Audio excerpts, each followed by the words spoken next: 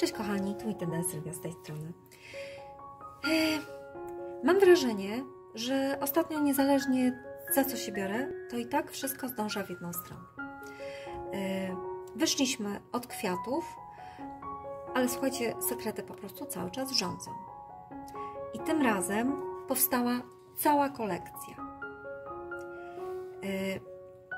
Tym samym, słuchajcie, zapoczątkowujemy nową erę Vitae Collection, a mianowicie będziemy mieć teraz zestawy skrapowe w dużym formacie.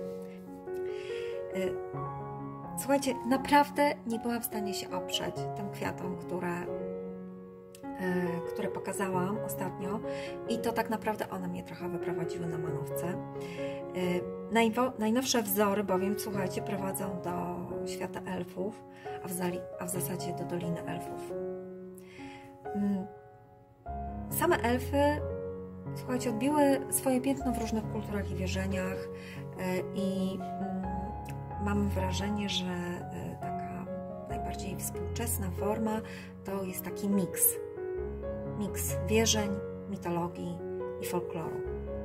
Mamy tu bowiem zarówno, słuchajcie, wierzenia nordyckie i to właśnie wizja, że są to mniej więcej naszej postury postacie, tylko bardziej smukłe. To właśnie wierzenia nordyckie. Mamy tutaj folklor skandynawski, który mówi o porażającej urodzie elfów. Mamy też folklor irlandzki, i mitologie irlandzkie, które mówi o tym, że elfy posiadają skrzydła. W mitologii germańskiej elfy są takie nie do końca dobre i złe, a wręcz nawet spotkanie z nimi niekoniecznie może dobrze rokować.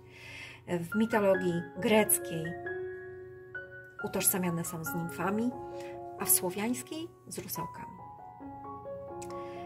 Z całą pewnością jednak, słuchajcie, niewątpliwie jesteśmy pod urokliwym wpływem świata fantasy.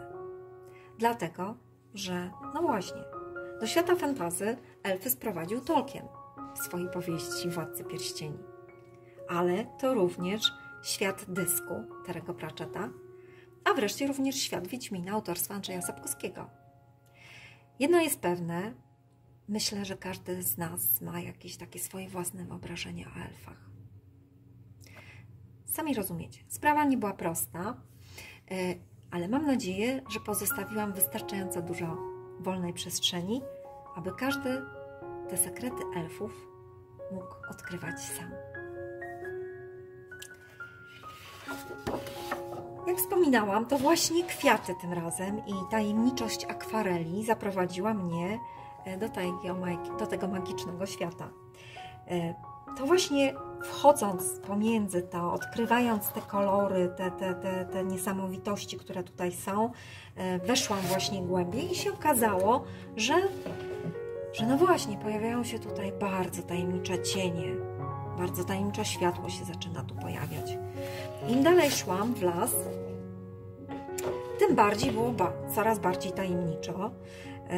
Słuchajcie, poza faktem, że odkryłam tutaj drzwi, które zechciałam otworzyć, to jeszcze dodatkowo przechodząc przez ten las, a nie był to byle jaki las, ponieważ jest to las z powieści Tolkiena i te opisy lasu pojawiają się tutaj nawet w czcionce elfickiej, ale otworzyłam te drzwi, no i ponieważ są drzwi, na pewno są też i okna, bo ten dom elfów jest takim trochę domem symbolicznym, ponieważ elfy, jak wszyscy wiecie, mieszkają po prostu w lesie. No właśnie. Więc w tym lesie przepięknym, wspaniałym spotkałam wreszcie elfa.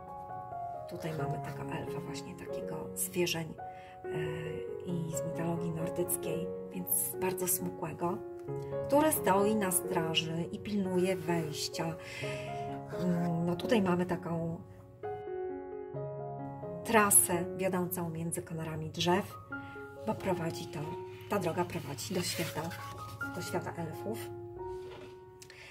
No i właśnie spotykamy tutaj albo piękną elfkę, albo może to jest królowa elfów, Nie wiem, to wszystko zależy od Waszej wyobraźni. Mamy tutaj pieśń elfów.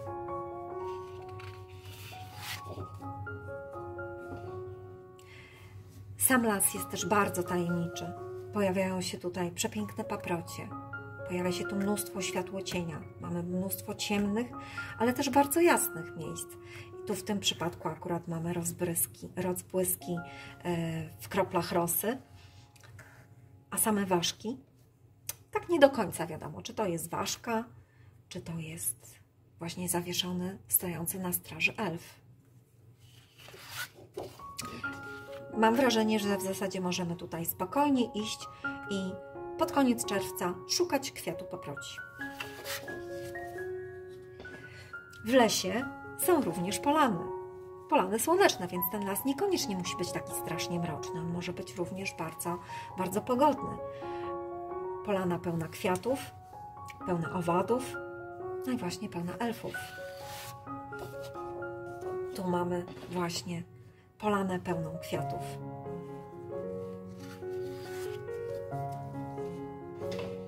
Na koniec udało mi się zebrać te różne elementy jeszcze w postaci takich kwadratowych tagów. Mamy ekstra elementy do wycinania, ponieważ wiem, że te elementy do wycinania ostatnio Was bardzo frapują i bardzo interesują, więc mamy tutaj elementy do wycinania. Są to zarówno elementy roślinne, mamy tutaj elementy takie zdobnicze, więc mamy takie motywy trochę celtyckie, ale mamy też również lilię elficką.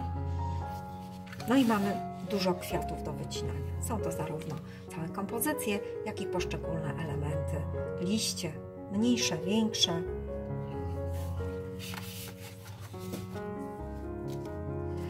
Do tego, słuchajcie, dochodzą dodatki. Tak jak wspominałam, będziemy się starać, żeby każdy z sekretów miał jeszcze swoje własne dedykowane tekturki i tym razem mamy tutaj takie dwa wzory.